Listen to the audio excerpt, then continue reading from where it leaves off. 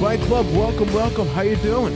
Did you get that chocolate on clearance? Because it is the day after Valentine's Day, arguably one of the greatest days of all time, because all that sweet chocolate is on sale for like 20 cents at CVS or possibly Walgreens. So grab some of that chocolate and get ready to listen to the 182nd episode of the Byte That Wrestling podcast, because some big things happened this time. It's not every week that huge friendships just come to an end. In Valentine's week, we didn't even think about that, so we are going to be talking about that. Do not forget that the podcast is available every single Wednesday night. We cover Raw, Smackdown Live pay-per-views. You can actually check out my Elimination Chamber review right now up at youtube.com/ByteThatCast. We also want to take some time to thank our lovely patrons, including TJ Empire of Phil's Muscle. Quite a name change. Yes, quite a name change indeed. Derek Wilson, Ashley Hudson, and Jacob Algar. Remember, you can enjoy a raw and uncut video version of the podcast every single week for just $1 a month. You get to support us directly, get exclusive updates. For all that good information, go to patreon.com/ByteThat. My name is Juan Velez. I am from San Juan, Puerto Rico, and joining me, we only got one of the guys, because I guess Keith, being a fellow Canadian, saw what happened between two fellow Canadians on Raw, couldn't handle it. He's gone.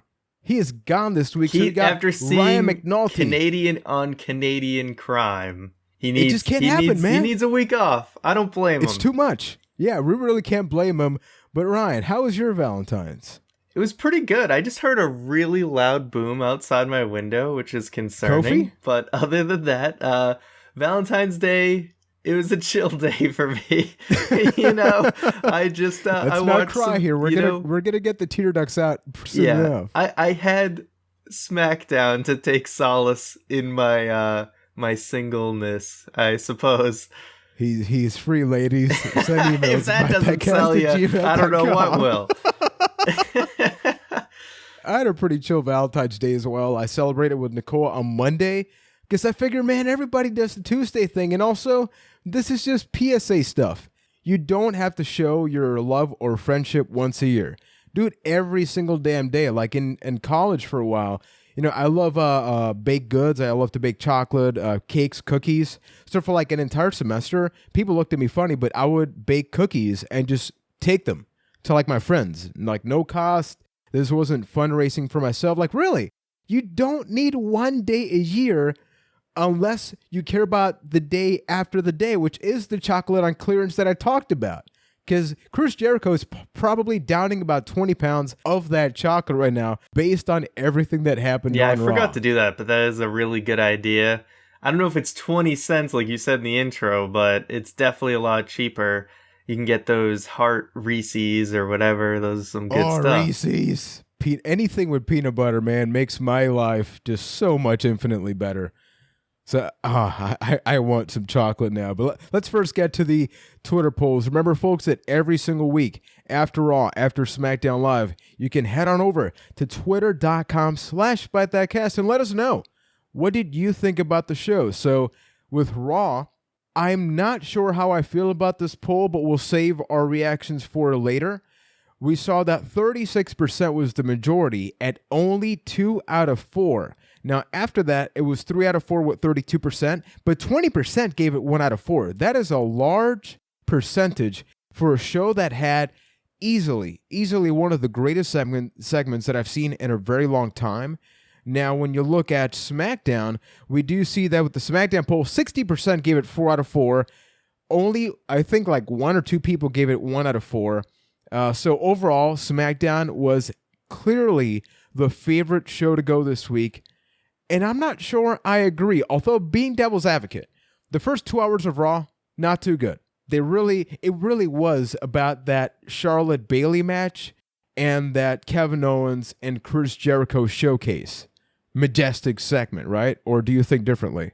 No, this always kind of seems to be the tune of when I think Raw's better, the show still overall isn't as smooth as SmackDown. But the big moments on Raw, like when Raw's a good show, it's because the big moments felt really big. And that was the case this week. Whereas SmackDown had definitely some big moments too, and probably overall is the better show. But what is everybody going to be talking about this week? And it's what happened on Raw. Yeah, exactly. Several moments that happened on Raw. We had a great main event too. I would say this was the first time ever since the brand split, and like I can't really recall when, that something huge happened on Raw that I couldn't wait to record, and talk to you in this case on the podcast. But as I was watching SmackDown, I kept thinking about Raw. Like, for anything that was happening on SmackDown, I'm thinking like, man, what are they going to do with Jericho? What are they going to do with Owens?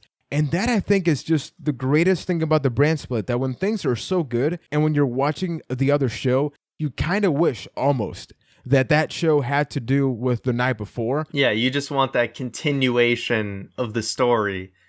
Yeah, and that's good, because Raw, SmackDown a lot of times, including this week, has me going, hey, what's going to happen next? Raw very rarely does that. I feel when I'm looking at the clock and Raw's almost over, it's like a relief thing. It's not, oh, I can't wait to see what happens next week. So it's nice that Raw was finally able to achieve that. Now, we are going to get to our Elimination Chamber quick thoughts in a bit, but we really cannot possibly fathom a delay of talking about what happened. So on Raw, it was the Festival of Friendship, and I even sent out a tweet. I don't know why. I just thought that the way that everything was being laid out, Chris Jericho was going to be the one to turn on Owens. Because I just thought to myself, well, if they ever turn, it seems like the obvious guy would be Kevin Owens. But I did not think that he would do it at the show the way that he did. It's rare that you see Jericho be so over the top, right? Like, he's done ridiculous things, but just over the top with the intro. You're in Las Vegas. It's crazy. It's wacky. They really did an excellent job at matching This Is Your Life. Like, I had that type of enjoyment from it, because I know they tried This Is Your Life again, and it didn't go too well when they tried it a second time and kind of even a third time. What did you think about the Festival of Friendship before it happened? Before it happened, I really didn't. I thought it was just going to be a similar This Is Your Life type of segment, and to the effect of the more recent ones, where I thought it would just be kind of this lame thing that doesn't go anywhere. I really did not see it coming that this was going to be the end of their friendship. I figured some miscommunication would happen at Fastlane. Owens loses the title. That leads to the destruction of the friendship between Jericho and Owens. I did always feel that Owens would be the one that would turn on Jericho and Jericho would become the babyface, just because the crowd already loves to go along with him anyway. It really just makes the most sense that he becomes the babyface. But this segment was one of the best segments in years. It was so well executed. The fact, people have pointed out online that I thought was a really great point, was the fact that they didn't save this for the main event was smart, because you thought it could have been a throwaway segment. Yeah, and it would have been obvious. Yeah, it would have been obvious. If it was the main event, it would have been a lot more obvious that something was going to happen at the end. And it was way more unassuming when they put it in the spot that they did. No, I think that the placement, that every little thing was great. That painting, man. When Beautiful. That painting showed up, my first thought, like, my wife doesn't really watch WWE with me, so I just go like, you got to check out this painting. I want to buy it. She looks at it and then sits back down, says nothing. And I'm dead serious. If WWE sells that damn beautiful painting, I will buy it day one, and that will be my background for the videos at YouTube and VidMe for almost forever. Because I love that. The fact that, like, Kevin Owens is saying, like, Jericho, you're not even wearing pants. Yes, those are his wrestling tights. It's art. I love you don't need pants. That was is. Also a fantastic line.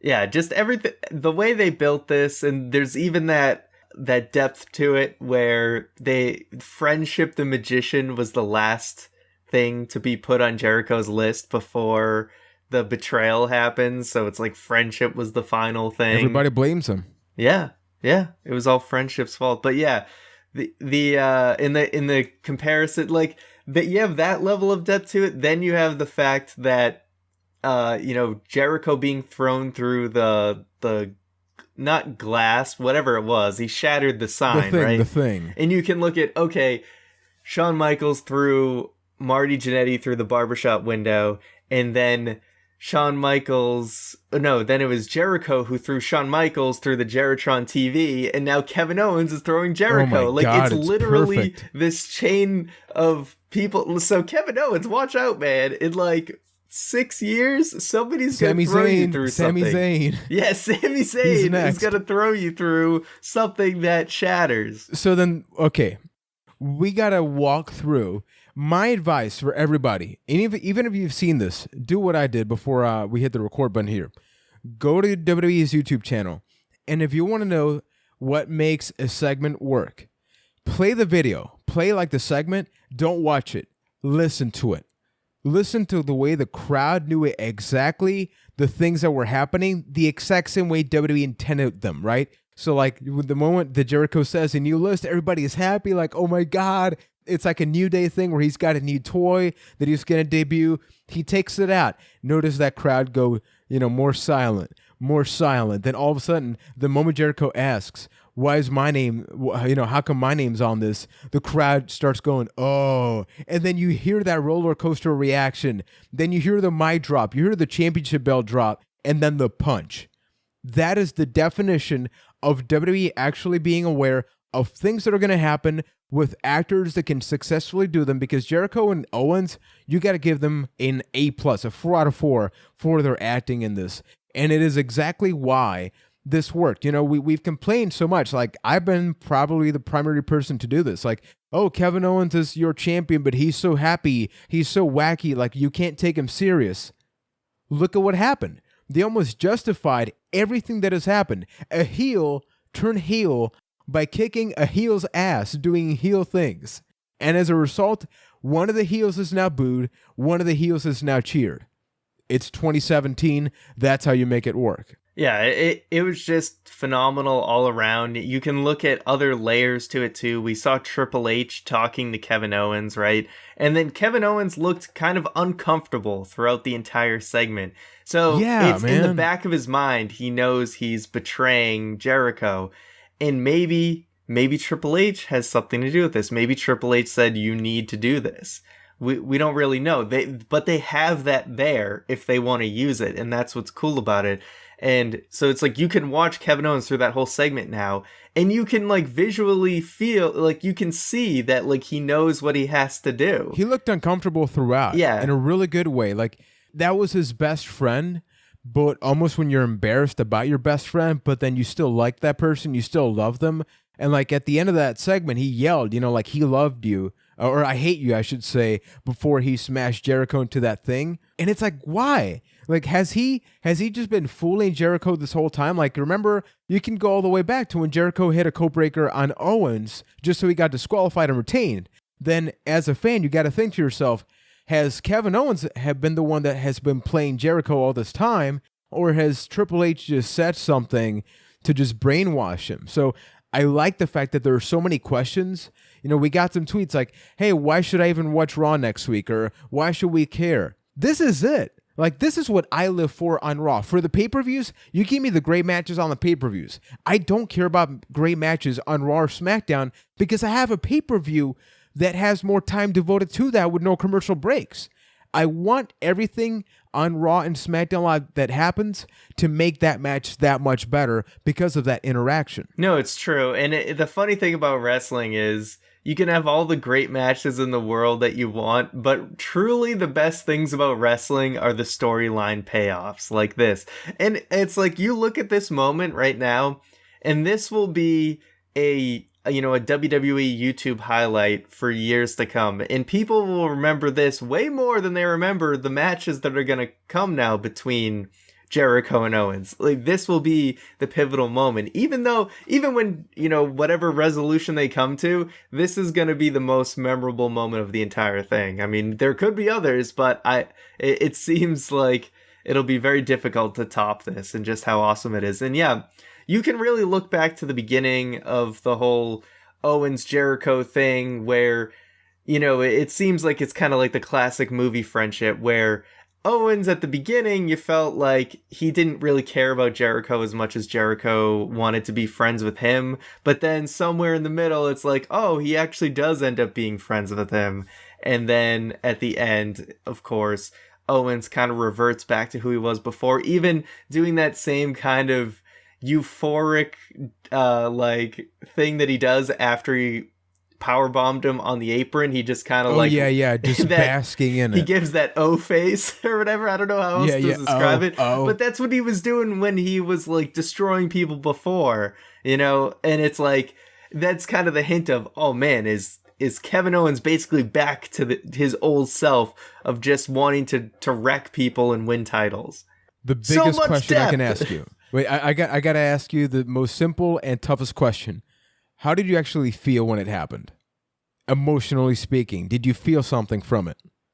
Yeah, definitely. I wasn't like as devastated as when the Shield broke up and you're like, oh man, now the Shield's over. I was more like, oh, that was an awesome surprise. I didn't see that ending right now. And I'm really looking forward to where this goes now, because as much as fun as the Owens and Jericho dynamic was, I do feel like it was played out. Like there really wasn't too much left to explore. So I think they ended it at a good time, and they ended at a good time, and it was also a surprise that it ended when it did. I gotta say that for me, man, I was legitimately sad. My vocal reaction was no. And very rare in wrestling do I feel like maybe for a match, you know, when there's like a kick out that's 1-2, then oh my God, almost or something. But for a segment, for me to actually react the way they probably intended fans to do, I rarely do. Like, I usually react the way you mentioned here, like, oh man, I didn't see that coming. That was an awesome segment with the build-up and the way they acted. I didn't think about any of that when it happened. I just saw like, dude, it is one friend who gave it his all. He was very humbling about it. You know, he was open to Kevin Owens, telling you like, I love you. You're like my brother, man. Basically opening his arms up. And then the other person, as a result, just demolishes him. So I'm just hoping, like, I know we have the Talk is Jericho podcast. I personally hope he doesn't reference all of this at all, because I want not a lot of Jericho involving this until next week's Raw, and I just want him to be sad. I don't want this to turn into a revenge story, at least for the moment. You don't want Talk is Jericho to basically tell you how the sausage is made, right? You don't want all that behind-the-scenes stuff. And I love it. You know, and real talk, it won't really affect too much how I feel about the story, but I hope that at least on Raw, it doesn't just turn into, like, angry Jericho. I hope that he's like, I'm going to get a bigger list, but that list has only one name, and that name is Kevin Owens, and the location to end that is at WrestleMania. Give me that. Like, capitalize on all the things that have made Jericho work, and I think we're going to see a lot of great things as a result. Now, I do want to change to the topic of Samoa Joe, because Samoa Joe, you know, he is now officially part of the Raw roster, and now this week we had a sit-down interview with Michael Cole. I love these, and I've always been an advocate of WWE. You know, do more of these. They're simple. They get the character over, and Samoa Joe is so damn well-spoken. I think a lot of people are easy to look at him and put him like a thug when he talks or something. No, the man is eloquent. He is well-spoken. He knows exactly, you know, why it is that he does the things he does. And then I like that little thing. It seems like we are getting a rivalry between him and Zayn, I guess, for a Fastlane. He needs some kind of match between them. What did you think about the comment basically poking fun? Like, I'm not like Sami Zayn, just happy to be here. And then ultimately beating Zayn down on Raw. Well, I love it. I love the whole sit-down interview. Like you said, Samoa Joe is so well-spoken and convincing in what he says, and you just buy into his character. He kicks people's asses, and he tells you that's exactly what he's going to do. So he goes and does it. He takes a shot at Sami Zayn. Sami Zayn, in his like post-match interview, gets back at him. And Joe, you know, he's all business, comes out there and starts beating the hell out of Sami Zayn. So this is a great opportunity for Zayn, because obviously this was going to be Rollins in that spot, so he's kind of filling those shoes. Yeah. So, I mean, that's typically what WWE does when something like this happens. Seth Rollins, or, you know, there's a major injury, they don't shuffle the entire deck. Someone just kind of gets plugged into, you know, what someone else was going to do. That way, you know, you're not throwing off all the other branches of all the stories that are going on. And I think Sami Zayn is a great person to put in that spot. This, you know, this match will be Joe's first pay-per-view showcase, and it's probably going to be awesome, and I'm really looking forward to it. So far, Joe, despite the fact that his storyline and this awesome thing got derailed right when it was getting started and we waited so damn long for it, it's still going to be great because Joe's already killing it on the main roster. And I mean, he's taking on Sami Zayn, right? You can't really have a bad match with that guy. Yeah, So and Sami Zayn getting a straight-up pin over Rusev it's great for Sami Zayn, but it's sad to see that someone who went so long undefeated gets beat easily on Raw. Nothing against Sami Zayn. It's just kind of like, I wish we could get more from Rusev, but right really now there's just other bigger things have to be going on, unfortunately. Yeah, and in my case, I didn't think that he was going to win, honestly. I thought, like, okay, either he's going to lose or he's going to be distracted and lose. Or get disqualified, like some kind of DQ finish. So when I saw him win, I was like, okay, Rusev, like, I never look at Rusev as a weaker being, like on Raw. Like, even though he's lost, I think that Rusev is still in that tier of like, well, okay, I'm still like a monster among men. I'm not Braun Strowman, but I'm still somebody that you gotta fear. It's a situation where you can be like, okay, you can be more like, not, hey, they're burying Rusev, but hey, they actually believe in Sami Zayn and they want to do important things with him. It speaks more for the good of Sami Zayn than the bad of Rusev. Exactly. So, now Rusev, I really don't think there's a lot in the line for him at WrestleMania right yet, but, we still got a couple of weeks. So we'll see. Maybe something happens at Fastlane. Now, the other thing happened. Here we go. We have not even, because even at least for the Festival of Friendship, I almost forgot to put this on the agenda, by the way. Yeah. Emmalina, I don't know a damn thing about what you think about it or Keith thinks about it. That second part really won't change this episode. But Emmalina, after weeks upon months of build-up, made her debut to reveal that Emmalina is now going to get the makeover all the way to Emma. And they just walked off. Yep. And I wonder if they're going to do a video package for that too, where we're going to wait 14 weeks for that to happen. WrestleMania. At least they got to write it off until at least WrestleMania. No, I legitimately remember reading rumors like 5 weeks ago that was saying that the whole Emmalina thing just eventually became a joke and that they were doing it because they thought it was funny to keep hyping it and hyping it. So I want to know, I want names. How long did these people know that Emma was going to just go back to her old self, and yet they still kept running those vignettes? Who was responsible for this? Obviously there's one man who gives everything the okay, but I mean, this is just ridiculous, and they're probably all, laughing and thinking this is funny. It's just so dumb. Like, why not just stop the video packages? Let us wait several weeks. I don't know. Maybe they felt they needed to address it if they wanted to actually let Emma debut. I don't know what the reasoning is, but then I did read dirt sheets to keep babbling on here. Oh yeah, let's go into it. Yeah, the dirt sheets, baby. That apparently they were trying out this Emmalina thing. They wanted it to be reminiscent of like Sable and the Cat, and that they just, when they did rehearsals, they just weren't, Emma wasn't really, it just wasn't working with Emma when she was doing it. So let's be real. Emma is a very attractive woman, but if there's one thing that I think I even mentioned it like, when we started the show, she has terrible posture. Like when you look at Emma, like in NXT or like a match on Superstars or something, I think that in order to pull off this type of character, right? Like, you're like this flamboyant, elegant woman. You're better looking than everybody.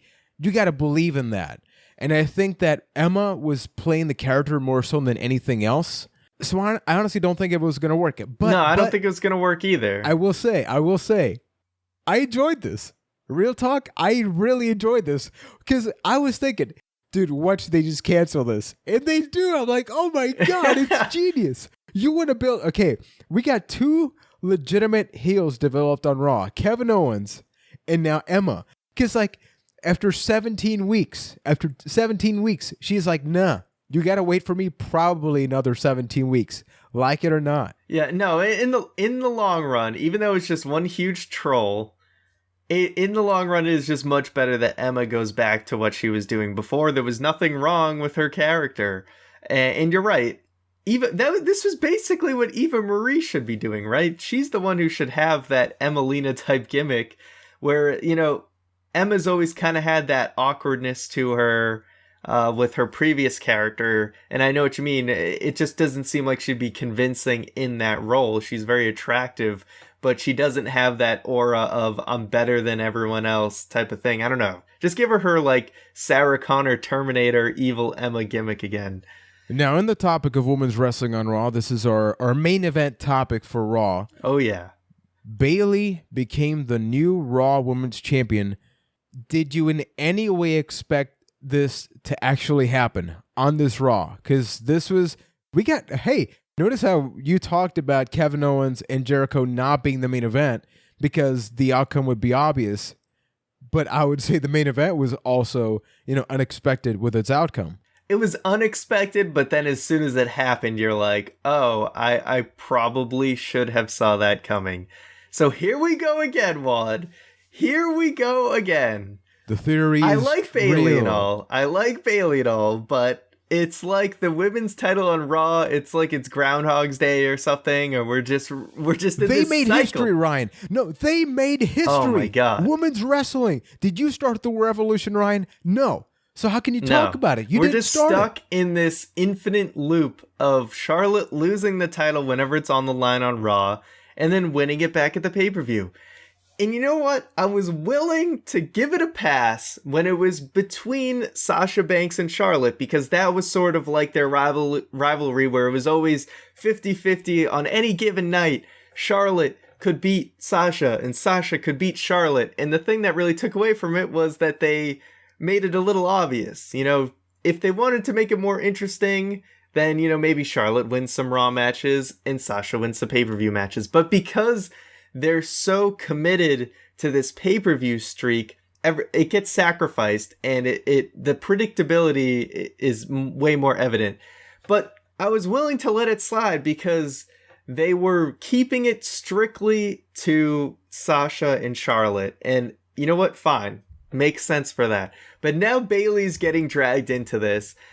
And I feel, even though the crowd was very into it and we're really happy to see Bayley win, it just feels like everybody's just kind of getting a title nowadays. It doesn't feel like you're making Ryan, the crowd... you're not a champion. The crowd should be begging for it, is what I'm saying.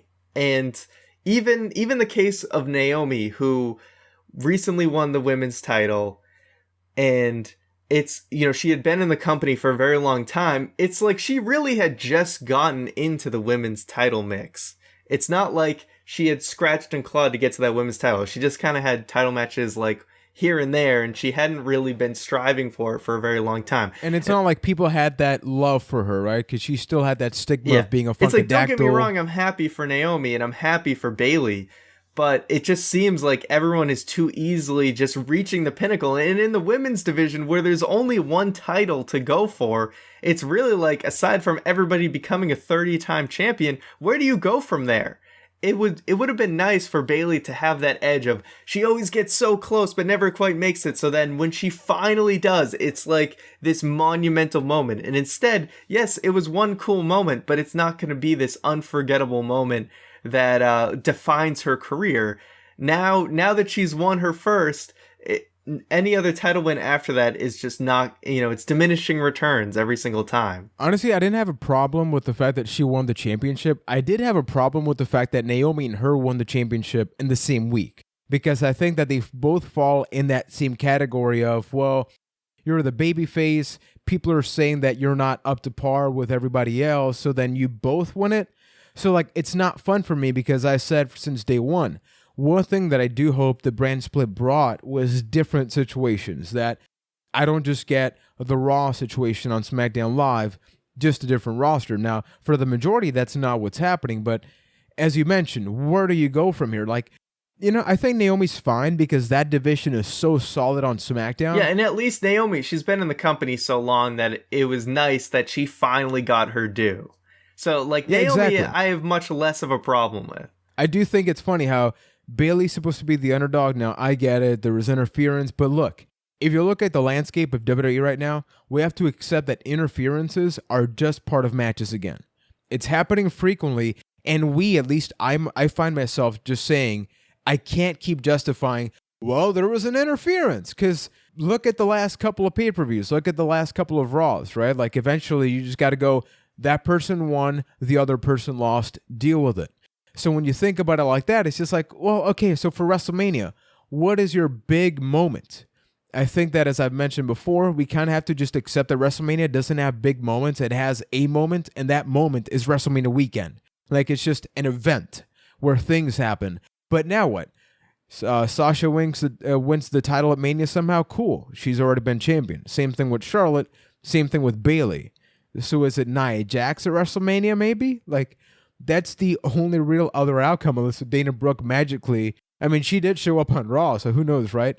But there's not a lot left in there. So I do think that sucks. Yeah, and I'm not even saying that the women need a big moment at WrestleMania this year. My main concern is just how easily it seems people are just getting titles and not really making us... they're giving it to us before we even know we really want it. You know what I mean? So then you're kind of killing that awesome payoff later. And for whatever reason. And maybe part of it is just really, like Big E said, a couple months back, with Charlotte winning so many titles, like she'll be at 16 in a month. They're really just trying to fast track her title reigns. I mean, what is this going to be now? I don't even know how many. Is this going to be like 5 or 6 or something? Yeah, they're getting up there. My only closing thought here is that if you look at the landscape of not WWE but media, people like to consume media in 10-second videos. Your fail army. It needs to be really quick content. So I don't know if maybe the perception is that people perceive Raw or SmackDown to be better when a championship changes, because that signals like, well, it's the new era. Well, something happened, because otherwise, what happened until the pay-per-view? Like, that's the only outcome that I can see that I can kind of go, well, I guess if there's a new champion, maybe you're inclined to watch next week as opposed to not, because you already know who's champion. Yeah, it's the only thing I can really make up. It's this dumb record, though, this pay-per-view streak record.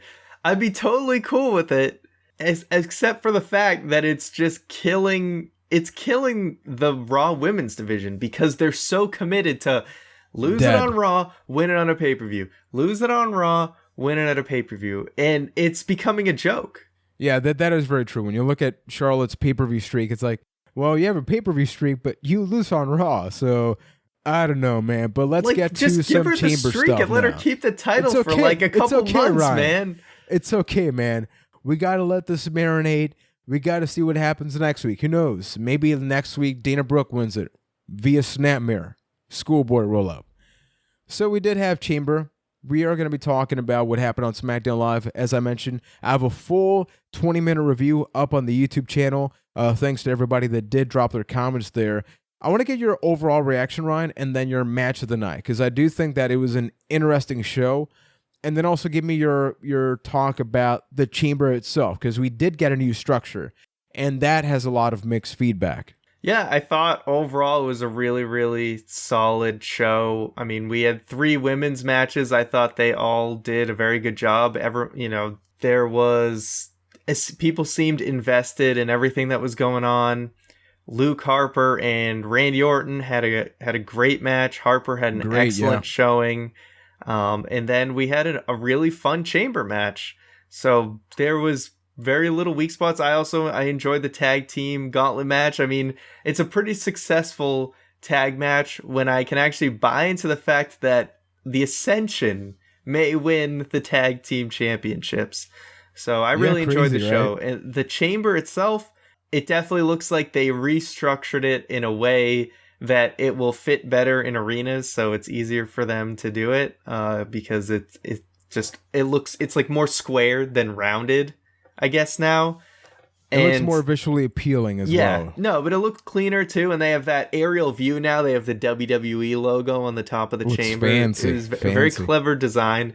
So I mean, and I don't think it loses any of its I don't know. Even though they have like mats on the outside now instead of that steel, I really don't think that takes away from anything. Obviously, that helps out the wrestlers a lot more. They'll be less prone to injury. It's a lot easier for them to bump out there now, and they can now climb to the top of the pods a lot better. There's a whole room to stand up there, and there's the plexiglass or whatever. So not only is it safer for everyone to work in, but I don't think any of the match quality is lost from it either. Now, we actually got an email. I don't know if you know this, Ron. We got an email from this Keith Poshek from Winnipeg, Manitoba, Canada. Really? Now, Keith couldn't be on the show, but he did drop an email. So I'm actually just going to read it off. He gives his thoughts on the Chamber. He writes, "Hello, here are my thoughts on the Chamber pay-per-view. Read them if you wish. I'm writing these before Smackdown, so most of this could end up being useless. I think it's pretty relevant, generally speaking. Overall, the Chamber was great. Easy 4 out of 4 from me." Pulling a Ryan there. Even the matches that I did not fully enjoy were not necessarily bad. I just did not connect with them, those matches being Natty versus Nikki and Alexa versus Naomi. In the case of Alexa versus Naomi, I mentioned it on last week's show that I felt that this match had the most to prove of the 3 women's matches, and I felt like it did not meet that mark for myself personally. I actually disagree. I think that it wasn't an awesome match, but it highlighted exactly what it needed to highlight, which is, hey, they can go. They can go. We can get the better match later. Plus, we got 3 women's matches this show. Yeah, I would say it like met expectations, but didn't exceed them. And they don't need to. Because we just talked about, when on the Raw Women's Division, you have 3 women's matches. One of them was bound to be the more normal match. Now, Keith writes, but on to the good stuff. Holy snap, suplex did Orton and Harper have a great match. Harper has been having good matches for the last little while, but this could be the one that gets him some momentum. I just hope he does not get lost in the WrestleMania shuffle. I think that we can all pretty much agree on that. The Chamber match was also incredible. It was fun to watch. At first, I was not a fan of the new Chamber design, especially with the replacement of the steel floors outside of the ring. I agree. But the more I thought about it, the more I was okay with it. In an era where injuries are a real issue, eliminating any sort of element that could increase that seems like a very solid move. So I commend the WWE for that. Everyone played their role in the match perfectly, with a special shout out to The Miz. The fear Miz showed walking to the Chamber was gold. It's the little things, folks. But they did it. Bray Wyatt is a WWE champion. Still crazy to think about. Hell of a finish to the match. And I love that Bray got the pin on both Cena and AJ. That, I think, really hit the nail on the head. Like, it wasn't that Bray became champion. Bray beat the 2 guys that if he didn't win, they were going to be the ones to win. They beat him. He beat them cleanly. I mean, that's freaking huge, right? Yeah, I mean, when you gotta... Essentially, we haven't been looking at Bray Wyatt in a championship type of scenario for a long time. So when you want to fast track somebody to championship credibility, a good way to do that is to pin John Cena and AJ Styles, the 2 most recent WWE champions. So I thought that was super well done. I think everybody pretty much looked great in this match. The Miz, obviously, he got his stuff in and was out pretty quickly, but I think he had a very important role. Baron Corbin, he had a really great showing. He gets eliminated in sort of a fluky fashion, so it doesn't make him look like crap.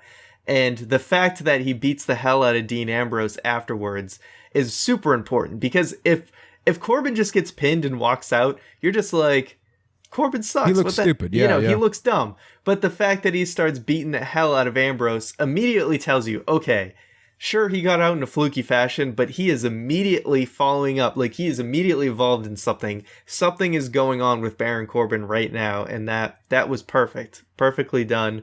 It gets your mind off of him losing and right on to, holy crap, Ambrose versus Corbin. This is going to be awesome. So pretty much everyone walked away looking pretty great in this. And even, AJ Styles and Cena getting pinned in the end, the fact that they're, the final 3... it was just super well done. Yeah, I agree. I'm going to skip this part because he talks about Orton versus Bray, but obviously, SmackDown, that changed a little bit. So to finish my thoughts in a Keith-like fashion, I honestly feel like if you're sitting here thinking to yourself, oh, the Chamber did not do it for me, and you have nothing to take away from it, you should probably take a break from the current WWE product because that's about as good as it gets from a pay-per-view standpoint, folks. Great show. To Juan and Ryan, don't F up the show this week. Heart. Obviously, you can know. I think we're off to a pretty good start. Yeah, we're having fun. Keith can disagree with me like he always does, but it's part of it. It's part of it. Yeah, one important thing about this Chamber that I really liked was Cena getting eliminated second to last, not last, so that we had that guaranteed new champion moment, which is one of the awesome things about an Elimination Chamber, that you have that ability to do it if you want. The fact that you can set the order of eliminations and the order of entrance in any order you want to, it's kind of like, in a weird way, it's kind of like a mini Royal Rumble that you can kind of plot out a story that you want to tell. And the way that they did that was a way to like jumpstart excitement before the match is even over, is, hey, one of these guys is going to be the new WWE champion. So I thought that was really cool. Yeah, the Chamber brings a lot to the table. Like Keith mentioned, you know, it's one of his favorite matches. We have a video up on the channel where we simulated the Chamber, and that winner was AJ, so obviously that was off. But the Chamber is the only match outside of the Rumble that can give this type of uncertainty. Like I recall when Cena got pinned by Edge in the Rumble, and the Chamber, and everybody was like, oh my God, we're going to get a new champion. So we got that here. Bray Wyatt looked great. I think the new Chamber is okay. We have to accept the old Chamber was really painful. And honestly, it seems like they're able to fly around a little bit more in this one. Like, yeah, it doesn't have the impact from a sound standpoint, but they can move around way more than they could before. Like, they used to not be able to fully stand up on top of the pods. So yeah, I think that was one of the reasons RVD, I think, injured Triple H in one of the because for the Frog Splash, he kind of just had to just jump down. He couldn't do a full jump, where now you have all the room in the world if you want to jump off of there. Yeah, so I'm really interested in getting everybody's feedback about the Chamber. So send us tweets, ByteThatCast, or send us an email, ByteThatCast@gmail.com, because, well, that's the Chamber that we're going to be getting now. So, the thing was, my goodness, we're going to get Orton versus Wyatt at WrestleMania. That's going to happen. It's not John Cena versus Orton, so I was okay with this. I was just accepting of it. And we still don't know the actual answer to this. Randy goes, as long as you're the crown or the king or whatever, as long as you're the champion, I'm not going to battle you. So I'm thinking, okay, so this is some bull crap. But then on Talking Smack, which is just a great show, Dana Bryan goes, the next week, Battle Royal. Winner faces Bray Wyatt at WrestleMania. I am very confused right now. Who just says, dude, I won the Rumble, GG, but I'm walking out, man? Who does that? I mean, I guess Randy does. So I'm answering my own questions. It's rhetorical. Yeah, I mean, you thought there was going to be an RKO or something there. Yeah, but, you know, okay, they can't you're on your knees. But they did do an RKO because you can't have the Kevin Owens Jericho breakup and the Randy Orton Bray Wyatt breakup in the same exact week. That's a little too much, right? Even though we're probably all a little bit less attached to the Wyatt Orton thing, even though it is really cool. But where do you think it's going? Where do I think it's going? Possibly a triple threat. There's no way that Randy Orton is just out of that match. He doesn't just win the Royal Rumble and is out. But the thing is, if this Battle Royal happens, they could go several routes, and that's what's cool about it. One route they can go is the winner of the Battle Royal, eventually Orton's like, hey, you know, you're not just going to face Bray Wyatt. Why don't we face each other? And the winner will actually go to Mania. That might be a little too convoluted, though. Exactly. It just seems weird. But another thing that could happen is the winner of the Battle Royal, it seems right now, just not knowing who else is in it, it seems like Luke Harper seems like the guy, which would be huge. And it's awesome that that's even on the table. But it seems like the likely scenario for me is Luke Harper wins, and then Orton's like, no, I'm still in the match because and he's telling Bray Wyatt, I'm going to make sure you win. You know, He wants to be in the match to work with Bray. But then in the actual match, RKO out of nowhere, Randy Orton's champion. But even then, it's the long con. How does that match work? It is the long con. Yeah, but even then, So But even the then, it would be WrestleMania match really starts. dumb for him to refuse the match. Even if this is like Randy Orton's long con of I'm Okay, going to we have him here. manipulate Bray Wyatt and then eventually Hi, win Randy. the title, it would be really dumb for him to refuse the match and let like a third party enter this scenario for his devious plan. Because if Bray Wyatt was really trying to con him, he would say, I'll face you at WrestleMania, I will lay down for you or whatever. Exactly. And you will It seems get like the pin. opposite route. Yeah, that seems like the route you would take if you were going to like betray Bray. So I don't know, but it's WWE. It doesn't always have to make sense. But the scenario I'm seeing is a triple threat. I'm gonna have to agree. Like, obviously, and this is a road to WrestleMania, right? So the next 2 to 3 weeks, I think, will shape up the matches. Like, I know that right now we can basically agree Baron Corbin versus Dean Ambrose is going to happen at WrestleMania. I think that's going to be a fun match. Like, I think that the fact that we are going to get Jericho Owens gives SmackDown a little bit more flexibility of them actually having Luke Harper in the match. Like, that's freaking huge for a guy that everybody has been saying, push this man. Like, look at the match with Randy and on the pay-per-view. If you need to be sold on him, the man, he can look like a powerhouse. He's got himself in much better shape. You know, he used to be a little bit flabby. Like, the man looks like he can take that damn white tank top off and show off them abs, boy, because he is getting himself into WrestleMania shape. He's pointing at that sign, but he can do it so in that Luke Harper pose he does. Make it funnier. Yeah, it's just really cool because the way, like, God, SmackDown, man. SmackDown's just so good. I friggin' love it because you look at this main event scene that was dominated by AJ Styles, Dean Ambrose, John Cena, right? And that was great. No complaints there. But the way that all of a sudden this storyline that's been going on in the background with these three guys, all of a sudden all three of those guys could potentially just all three of them shift up into the title scene while the other people who are involved with it kind of step out, which is weird because normally it's like, okay, it would be like Bray Wyatt's now facing John Cena. So one guy who was already involved in the title picture and now a new guy stepping in. But instead, all three, like everyone who was involved in the title picture earlier this year is out. And all three of these guys who are in this already going on storyline are all shifting up into that main event spot. It's just really cool and so well done. Yeah, so I'm just hoping that it is what you just mentioned. They were able to swap one group of people feuding into another. Make those the main event feud. You know, like I know we got the seeds planted at Chamber for maybe that tag team match between The Miz and Maurice versus Cena and Nikki. You know, speaking of that, next week we're going to be getting a Falls Count Anywhere match. We're really going to save the conversation for that next week. I just want like your quick reaction because we got that double count out on the pay-per-view. Are you excited for the Falls Count Anywhere?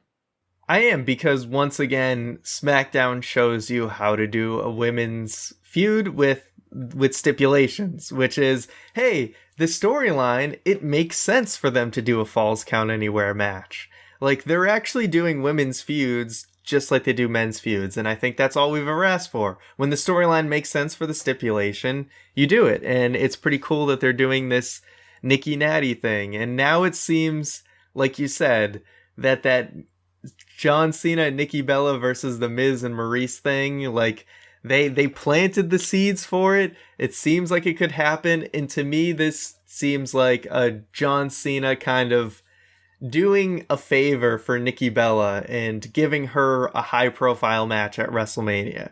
So, you know, under normal circumstances, you look at the way things are right now, Nikki Bella probably isn't going to have a prominent role at WrestleMania. But John Cena, you tag with John Cena, all of a sudden, it's a match that matters. So that's what I see, is John Cena kind of like sacrificing what could be a higher position on the card to do a favor for his girlfriend. And honestly, there's nothing wrong with that. It's not going to be a barn burner, but it'll be it'll be something that people will be invested in. Not most people, but some. Not everybody's like most girls, so no. I mean, most what people I are not really like want to most people. see at WrestleMania, I mean, if we're just fantasizing here, is, I mean, all right, Daniel Bryan, man, this Miz Daniel Bryan thing, it's just been going on throughout the year. Not gonna happen, all I want to man. see, all I want to see is maybe Miz just doesn't even have a match at WrestleMania, right? And he just goes out there, cuts a promo, is all angry and all this, and then Daniel Bryan comes out and just beats the crap out of him. And listen, he never has to take a single bump. He does the yes kicks, right?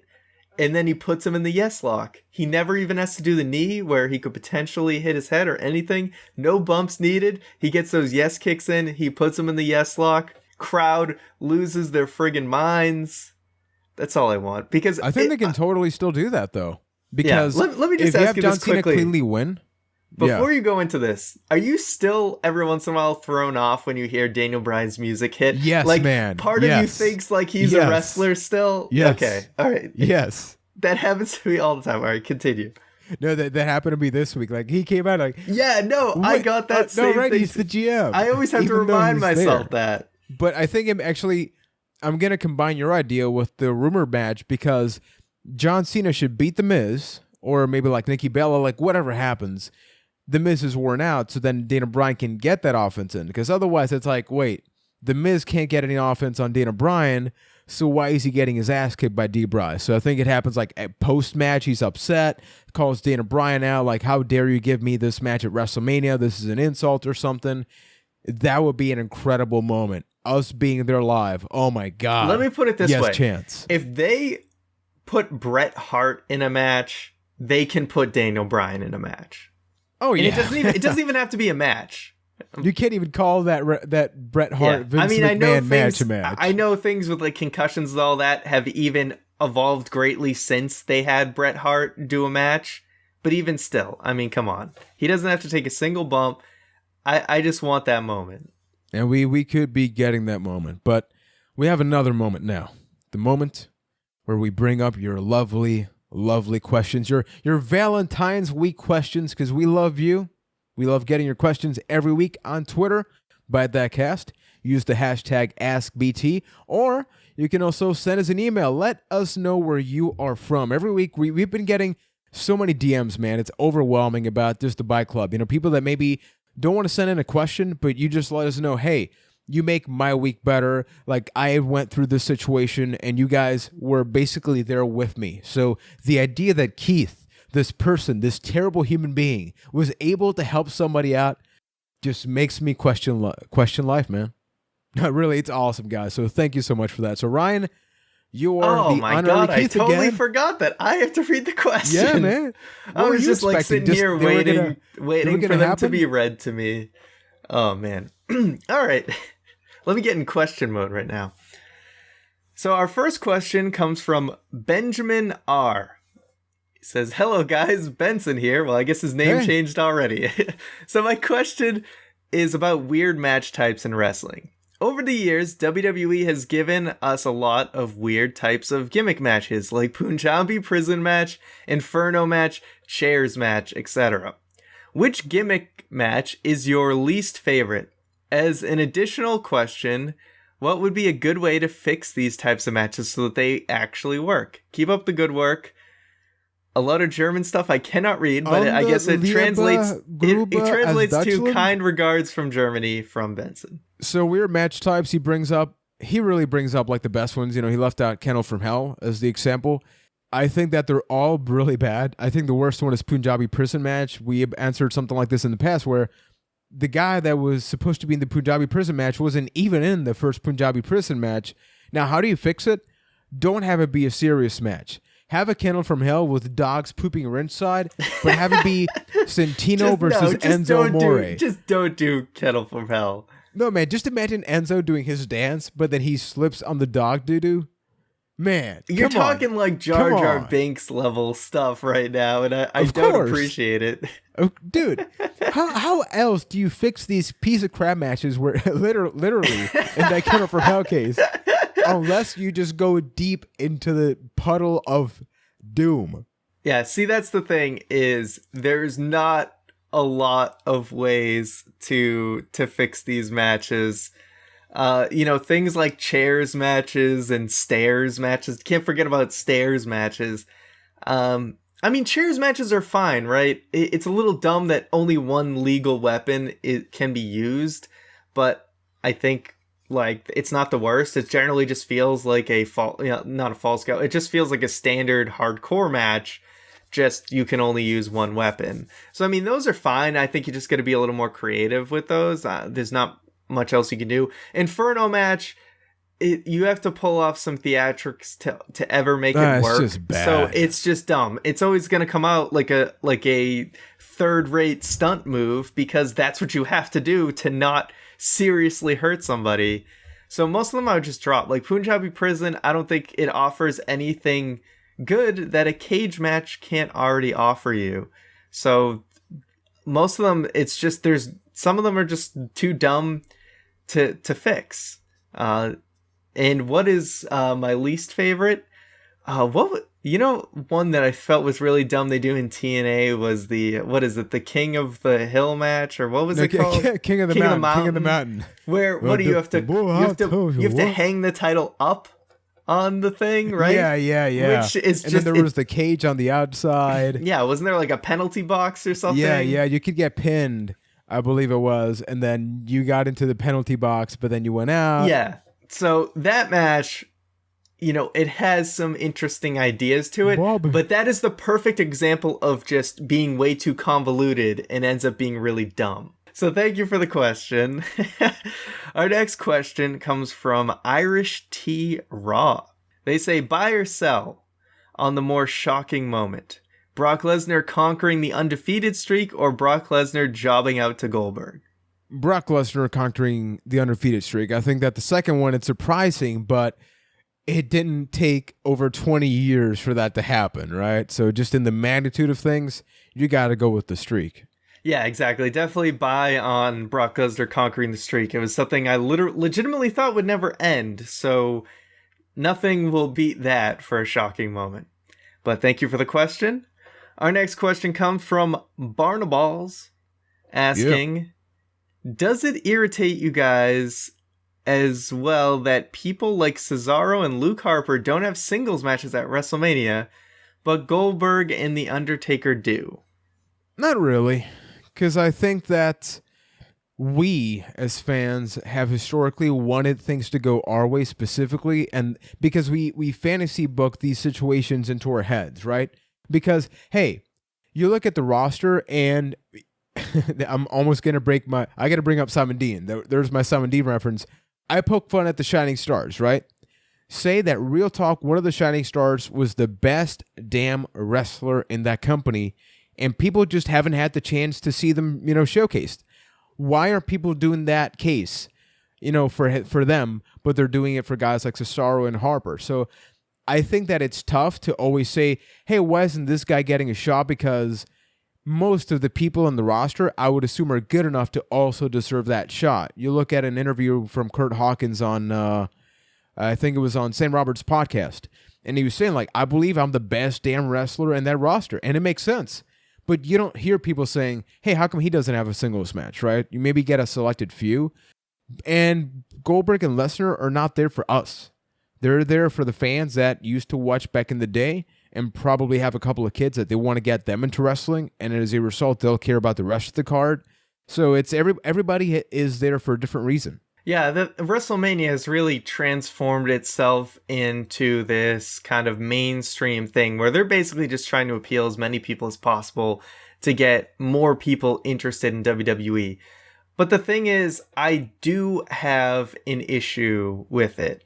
I don't like the fact that we have stuff like Goldberg versus Brock Lesnar, where it's literally two guys who make only a few appearances a year, and they're facing each other at WrestleMania. So no one who's there all year round is benefiting from that. That's what I take issue with, is that a lot of times now, in more recent years, we have a lot of these part-time guys come in, take all the top spots, and only very few guys on the main roster are actually benefiting from it.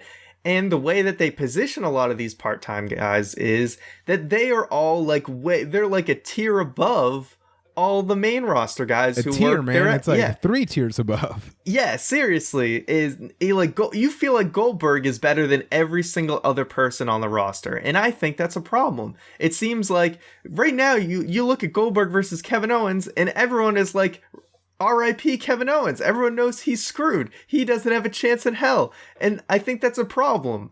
I think we should be able to look at that match and be like, yeah, Kevin Owens is going to go toe-to-toe with Goldberg. I don't know who's going to win. But, I mean, Goldberg might be a special case because he beat the living hell out of everybody. I mean, he just blasted through rosters. So, it's still a problem. I mean, you can look back at WrestleMania 20, and I think that is a good balance of how you bring in stars from the past and then also like showcase the current roster. Because I mean, they had a thing like Rock and Sock versus Evolution, right? Wasn't that a thing at WrestleMania 20? Yeah, so against Evolution. The Rock and Mick Foley weren't full-time guys at that point, but they made a special appearance and faced Evolution. They faced a couple of younger talent, but you still had the main event being about all the current roster guys at the time.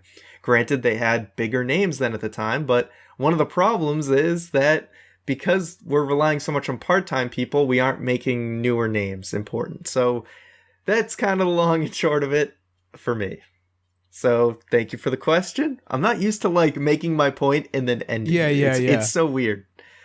I can take over a question if you want. No, I got it. All right. Hey, I'll be a blabbermouth this week. Our next question comes from Bo S. Is this Mr. Bo Patron? Yes, fellow Patreon. Fellow Patreon. Salutations, men. With KO and Y2J breaking up, it's almost guarantees that Goldberg is going over at Fastlane with possible interference from Y2J, and Goldberg will be the champ at WrestleMania. I don't see any way KO can have a match with Goldberg and it not be a squash, because if they actually let KO have a match with Goldberg, it makes the Brock Lesnar squash match seem more ridiculous than they truly are. It's almost like he was listening to what you were saying right seriously. now. Plus, Kevin Owens would expose how inept Goldberg is as a wrestler. He said it, not me. Love to hear your thoughts. All right, well, I'll just continue off of what I was saying. Keep going. I mean, I think there's an angle you can play here because I'm the big, if Jericho's the 61-minute man, this is probably gonna make me sound bad, but I'm gonna say I'm the 15-minute man because Happy Valentine's Day, Ryan. I know it's Valentine's Day, but the reason I'm advocating this is I just want the match between Owens and Goldberg to be at least 15 minutes, right? But maybe I'm living in a dream world, right? Yes, you are. Because I think you can play the angle that Kurt Angle, no. You can play the angle that wow. Brock Lesnar is, Goldberg is Brock Lesnar's kryptonite, right? So it just happens to be that Lesnar can't handle Goldberg for whatever reason, but other people can actually fight Goldberg. And I know that's cute of me to think because Kevin Owens is probably going to get squashed. Oh, no doubt about it. Especially now. Because what happened on Raw, that is the justification for why he does it. Like, Bo did send that question in today. Now, if nothing happened between Jericho and Owens on Raw, I would say, you know what, Ryan, your theory, it's still insane, but 7 minutes I didn't say it was a theory. It's more like a hope. But even then, it's still insane. But I would say, okay, maybe 7 minutes.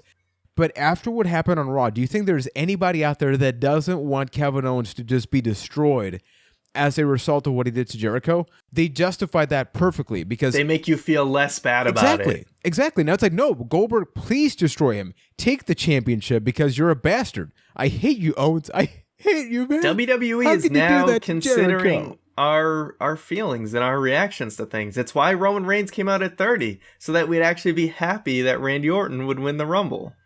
So they're thinking of this. They're making Kevin Owens do something so horrible that we'll be okay when he gets absolutely annihilated, even though he held the title for a long time and then is just going to get destroyed. All right, so thank you for the question. Our next question comes from Cynical Cypher. He says, which WWE match do you feel was the most embarrassing to watch? Can be for any reason outside the actual match. Okay, I cheated for this one because my answer is not a WWE match, but Cynical, I hate you right now because of you. I don't know why I thought about that song right now, but I actually saw this match before we recorded the podcast. Look this up, folks. It's up full on YouTube. I feel like Stone Cold recommending a match. You go to YouTube. What? You search for Jenna versus Sharmell Victory Road 2009. This is a TNA match. Sharmell, aka Booker T's wife, taking on Jenna Maraska. She was from Survivor, the show. Easily the worst match I have ever seen. This was the last TNA pay-per-view I ordered. The last pay-per-view from TNA that I ordered, and for damn good freaking reason. I paid money to see this match. I have seen bad matches. People have talked about that Jackie Gator match and all that. No, man. Have you seen this, Ryan? I haven't. You have got to see this. It is atrocious. I feel like I'm just going to be uncomfortable watching it. You're going to cry, and I'm going to lick the tears off your face, man. No, that's just wrong. It's just bad. Please watch that match. It's awful. Yeah, I was actually going to bring up that Jackie Gator match as one of my examples, but my quick answer is, at least for me, most of the times when I feel embarrassed to watch something on WWE, it's more likely like a promo segment like the old day or whatever. So it's usually those things where I feel like, what am I watching? Why am I watching this? But thank you for the question. Our next question comes from Hernan R. asking, rumors are swelling of a possible Finn Balor return soon. Taking the current landscape on both shows right now, 1, do you think he will stay on Raw or move to SmackDown? And 2, where do you think he will fit in on each show? Who do you see him feuding with first? I think that he needs to stay on Raw because the storyline basically writes itself, right? Redemption, like first ever Universal Champion, got injured. He comes right back. He's got to take on possibly Seth Rollins or something like that. I see a feud, or, I mean, hell, they're laying in bed next to each other based on a picture. I mean, there's something in the middle, but you know what I mean.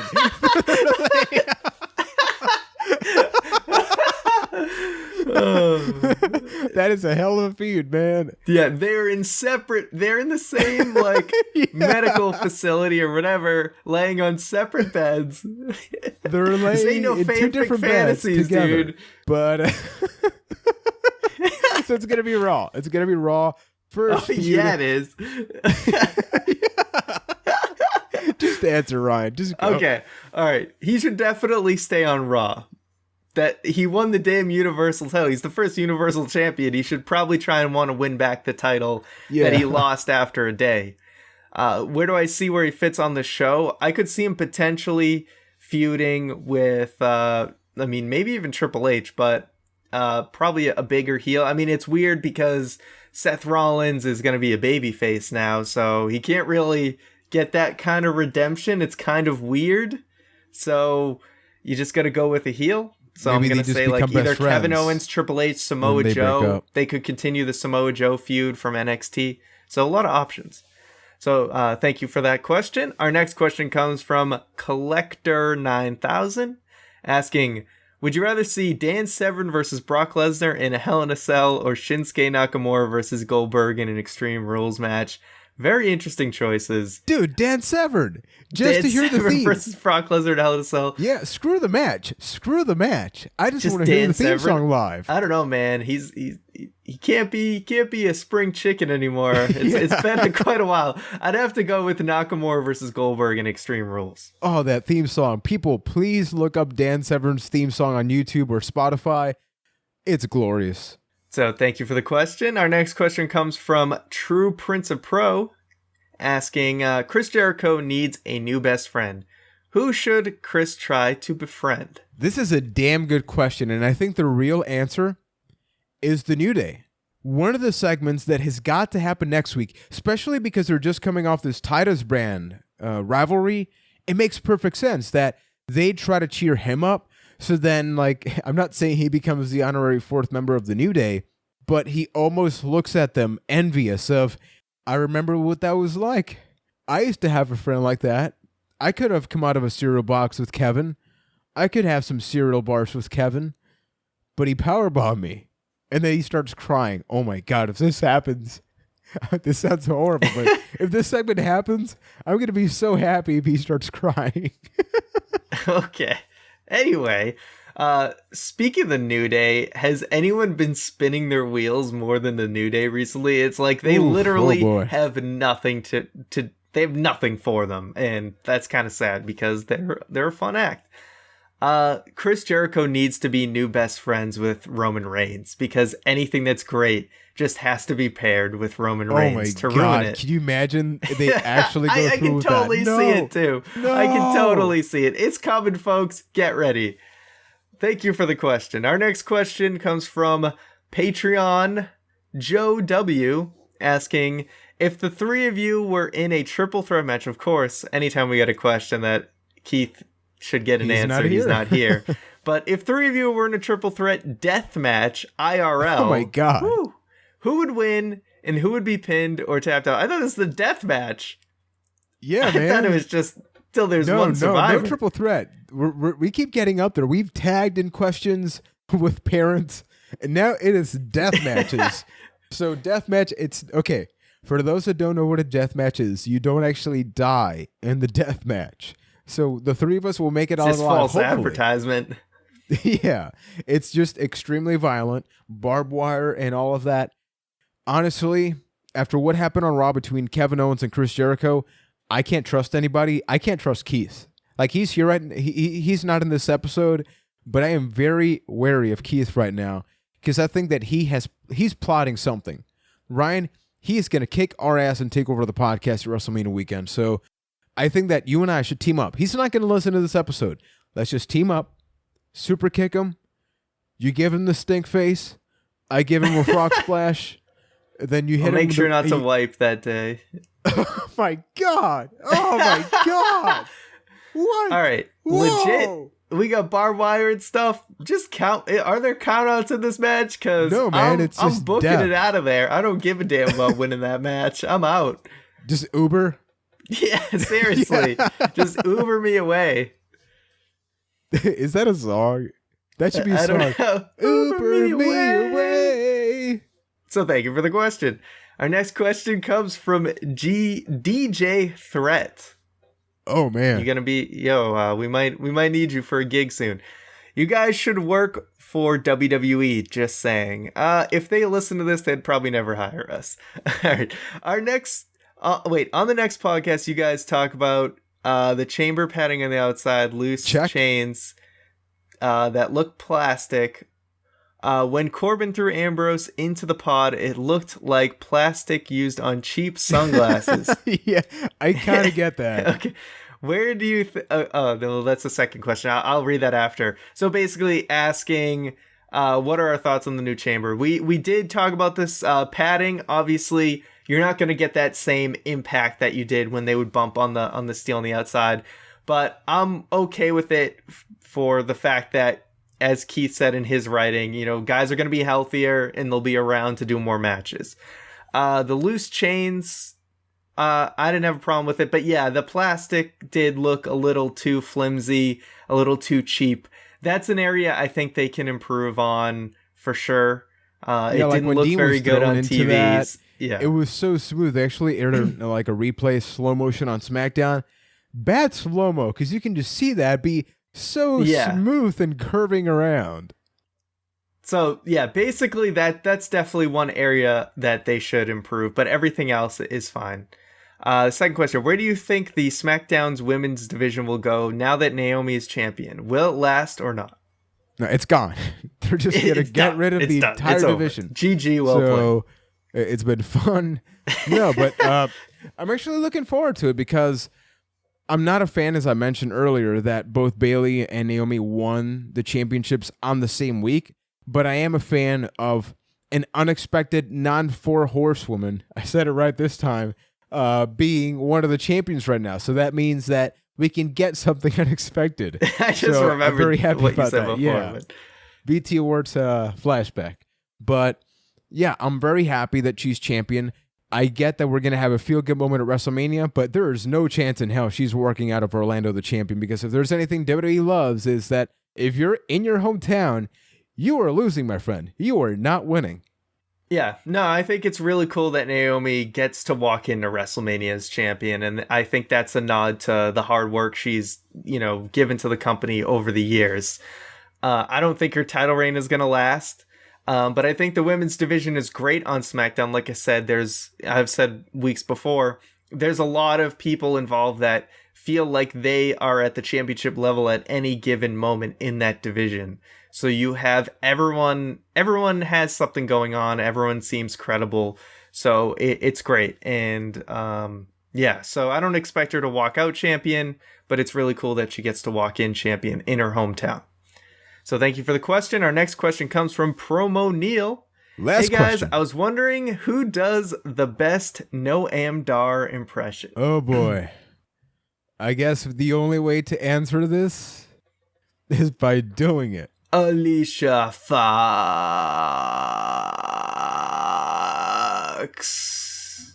Okay, now let me try it. No, Keith is not doing this next week, but let's try it. Alicia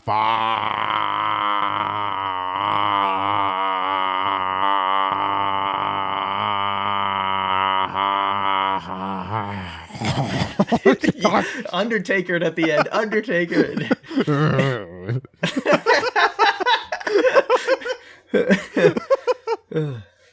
Oh. You started out Noam Dar and you ended it on the Undertaker.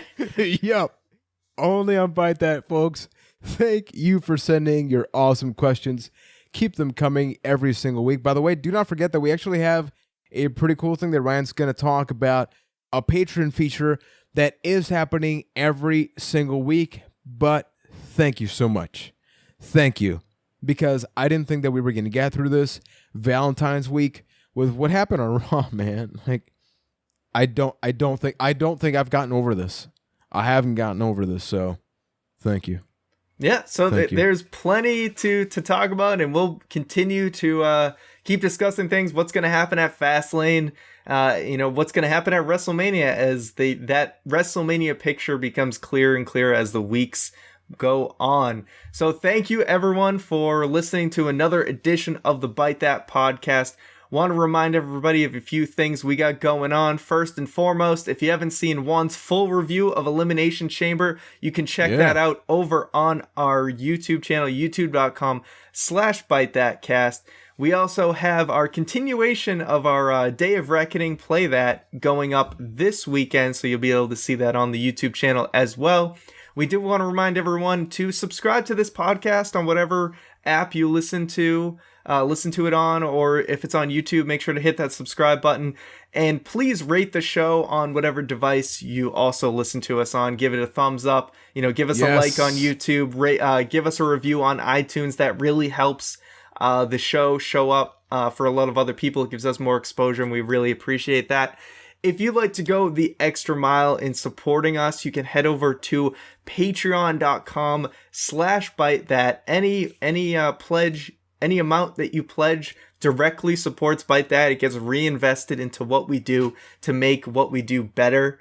You can get some sweet perks for pledging, including a live and uncut video version of the podcast. It's not live, Ryan. It's not live. I always say live. Ryan.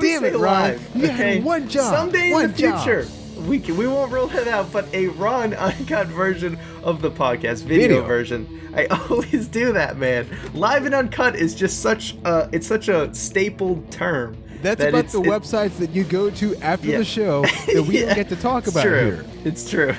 Anyway, but including in that raw and uncut video version of the podcast, there's now now 5 to 10 minute pre-show that we do. That's pretty cool, and it's just a little something extra for those who want to take it one step beyond. If you'd like to support the show in other ways, you can head over to our website, bytethat.com. We got a button there. If you just want to do a one-time donation, that is an option that's available as well. And we'd like to thank Juan's wife, Nicole, for helping out with that website, because that was very cool. So thank you guys for listening to another Just the Podcast. Juan's just like shaking his head at me right now because I've gone on and on about the closing. It's okay, man. All right, everything's gonna be okay, man. It's just a lonely Valentine's Day, man. I'm just trying to pull it all together, man. Ryan, aka the right hand man. Yeah. No. Oh, well played. So thank you guys for listening. Hopefully you'll tune in next week after that. Take care, folks. See you guys.